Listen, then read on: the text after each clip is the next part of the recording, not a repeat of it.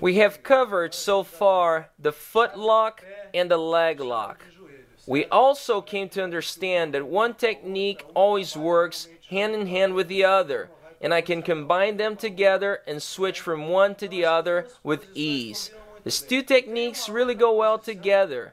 Now, we're going to cover another technique, another submission, called the calf crunch.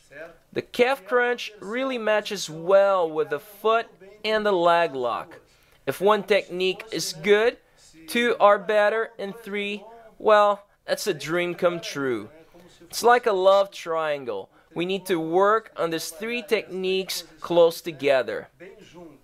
So let's start learning the calf crunch. The calf crunch is an advanced technique, one that you don't really see quite often. Very few grapplers execute the calf crunch, which makes it even better. You're going to be able to catch your opponent by surprise. He's never going to imagine that you're going to go for such a lock. Our first calf crunch will be done from the similar position as before.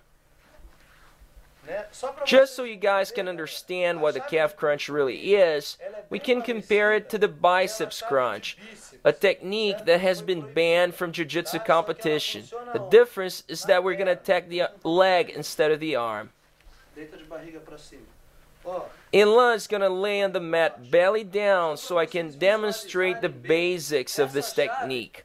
The calf crunch is based on the idea of forcing his leg to bend, bringing his heel towards his butt, while at the same time having some object, be it my arm or my leg, behind his knee, like so. The submission was made popular by pro wrestling, where wrestlers would use a lock where they would capture both legs and cross them, just like this, forcing the guy's ankle down. I'm pretty sure that every one of you has seen this lock before. So the key to the technique is to bring something, be it his leg, my arm, my leg, behind his knee, and at the same time force him to flex his leg in this position. This causes extreme pain in his calf or even in the lower part of his thigh, stretching his knee joint out. The lock pretty much forces his calf away from his thigh, and it's quite dangerous. It may even cause some serious damage to the knee joint. Let's work on the technique itself now. We're going to start from the same position as before, fighting for that inside hook. So I shoot my right leg in, and I come to my knees. And right now, Elan already knows what I'm going for, so he blocks that by bringing his shin on top of my calf, just like so. So he's trying to block me. Here's what I'm going to do. I'm going to use my right hand. I'm going to shoot it underneath, and it goes under his thigh and on top of his calf.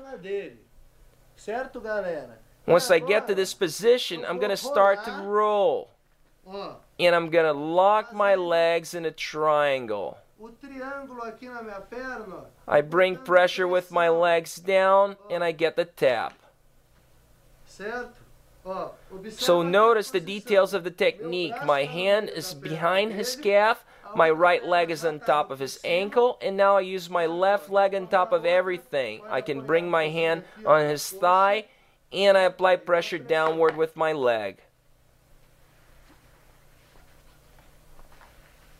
Let's try that again.